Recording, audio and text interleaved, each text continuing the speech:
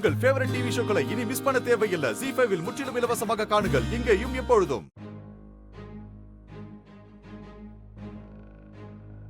சுடருக்கு என்னாச்சு ஏதாச்சுன்னு எதுவுமே தெரியலையப்பா.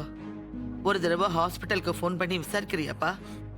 மா, அவ பண்ண காரியத்துக்கு இனிமே அவளை பத்தி நினைக்கவே கூடாத அளவுக்கு அவ மேல கோவத்துல இருக்க. நீங்க என்னடானா போன் பண்ணி விசாரிக்க சொல்றீங்க? அவளுக்கு என்ன ஆயிருந்தாலும் சரி, அத பத்தி எல்லாம் எனக்கு கவலையே கிடையாது. என்ன எழில் இப்படி பேசிட்டு இருக்க? அவ செஞ்சது தப்பாவே இருக்கட்டும், அதுக்காக மொத்தமா நம்ம சுடரை ஒதுக்கிட முடியுமா சொல்லு? அவ இப்ப குழந்தைங்களோட கேர்டேக்கர் கிடையாது, உன்னோட பொண்டாட்டி. அம்மா ப்ளீஸ், அப்படி மட்டும் திருப்பி சொல்லாதீங்க. எனக்கு இன்னும் அவன் மேல கோவம் தான் வருது. யாருக்கும் தெரியாம திருட்டுத்தனமா முகத்தை மூடிக்கிட்டு தாலி கட்டிக்கிட்டா எனக்கு பொண்டாட்டி ஆயிடுவாளா? What nonsense. உன் கோவம் எனக்கு புரியுதுப்பா. சுடர் செஞ்சது 100% தப்புதான், அத நான் இல்லைன்னு சொல்லல. ஆனா அவ முகத்தை மூடிக்கிட்டு தாலி கட்டிட்டு வந்ததால உங்களுக்கு நடந்த கல்யாணம் இல்லைன்னு ஆயிடுமா? அக்னி சாட்சியா முழு பௌர்ணமி நாள் அன்னைக்கு நிறைஞ்ச முகூர்த்தத்துல நீ அவ கழுத்துல தாலி கட்டியிருக்க. இப்படி ஒரு விஷயம் உன் வாழ்க்கையில நடந்திருக்குன்னா அது ஏற்கனவே கடவுளால எழுதப்பட்டதா கூட இருக்கும். எழில், அம்மா போதுமா, சும்மா இந்த மாதிரி ஏதாவது பேசி என்ன கன்வின்ஸ் பண்ணாதீங்க. நீங்க சொல்ற மாதிரி அதே முகூர்த்தத்துல அக்னி சாட்சியா நான் தாலி கட்ட வேண்டியது மனோகரி கழுத்துல. ஆனா அந்த சுடர் பிளான் பண்ணி அவ கழுத்துல தாலி கட்ட வச்சுட்டா. இதை எப்படி அக்செப்ட் பண்ண முடியும்?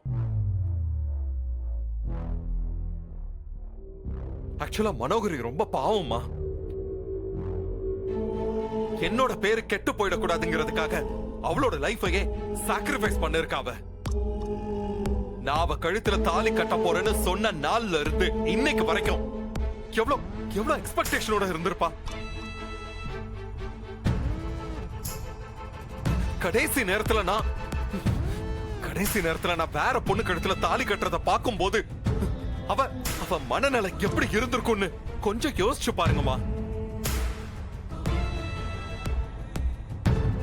இப்ப சொல்றமா, என்னால சுடர் செஞ்ச துரோகத்தை மறக்கவும் முடியாது, மன்னிக்கவும் முடியாது.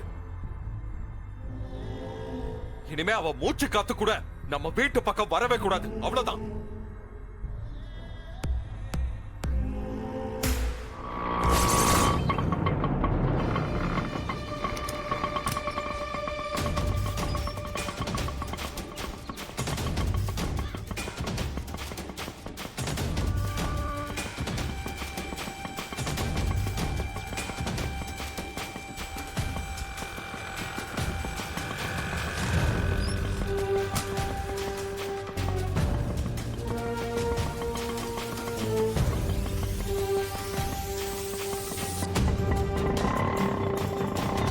எனக்கு மட்டும் இல்ல, இந்த வீட்ல இருக்கிற யாருக்குமே சுடர் திரும்பவும் வீட்டுக்குள்ள வர்றதுல விருப்பம் இருக்காது.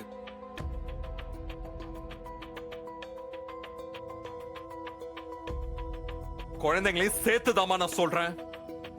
ஏன்னா அவ பண்ண காரியம் அந்த மாதிரி.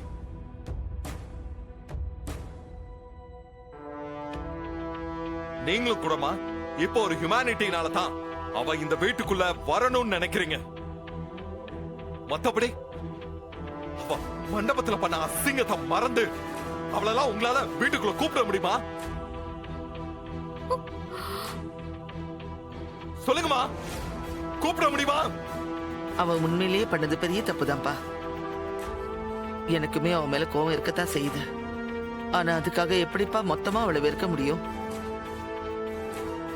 அவன் நம்ம குடும்பத்துக்காகவும் குழந்தைங்களுக்காகவும் என்னெல்லாம் பண்ணிருக்கான்னு கொஞ்சம் நினைச்சு பாரு எழில். அம்மா ப்ளீஸ், பழைய விஷயங்களையே பேசி பேசி அவ செஞ்ச தப்ப நியாயப்படுத்தாதீங்க. எனக்கு இப்ப வீட்டுக்குள்ள வர்றதுல கொஞ்சம் கூட விருப்பம் இல்ல.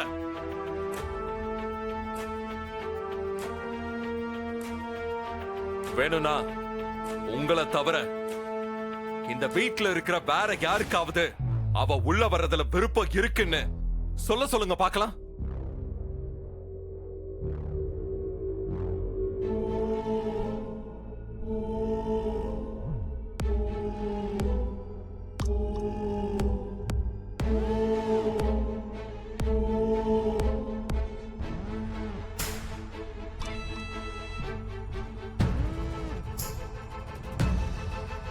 சொல்லுங்க, உங்க யாருக்காவது சுடர் நம்ம வீட்டுக்குள்ள வர்றதுல வெறுப்பா இருக்கா?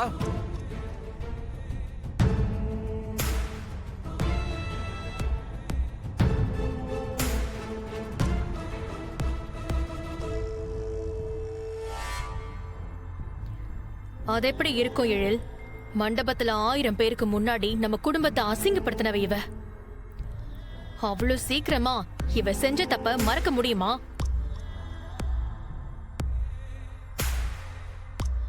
இங்க இருக்கிற யாருமே அவ வீட்டுக்குள்ள வரணும்னு துளி கூட விருப்பப்பட மாட்டாங்க.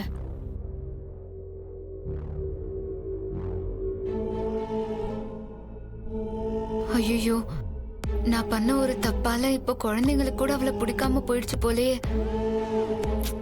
ஃபீல் பண்ணாதீங்க பேய் மேடம், எல்லாம் போக போக சரியாயிடும்.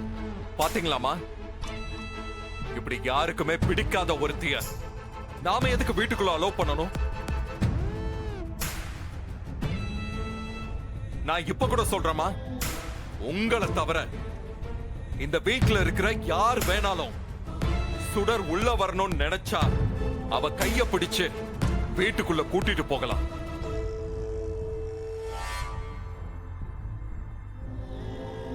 எழில், எதுக்கு உங்க டைமை வேஸ்ட் பண்ணிட்டு இருக்கீங்க? அவளை கிளம்ப சொல்லுங்க. சுடர்,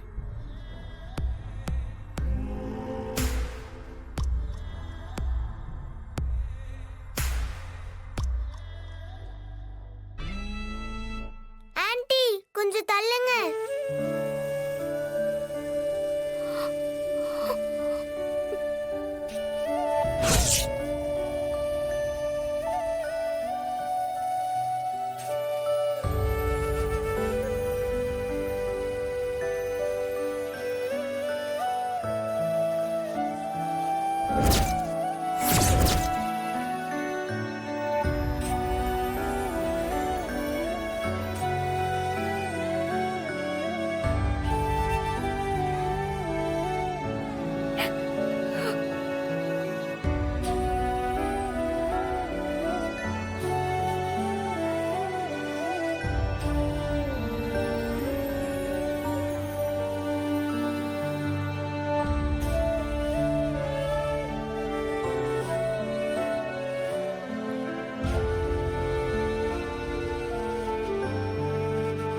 வா சுடர், நம்ம வீட்டுக்குள்ள போலாம்.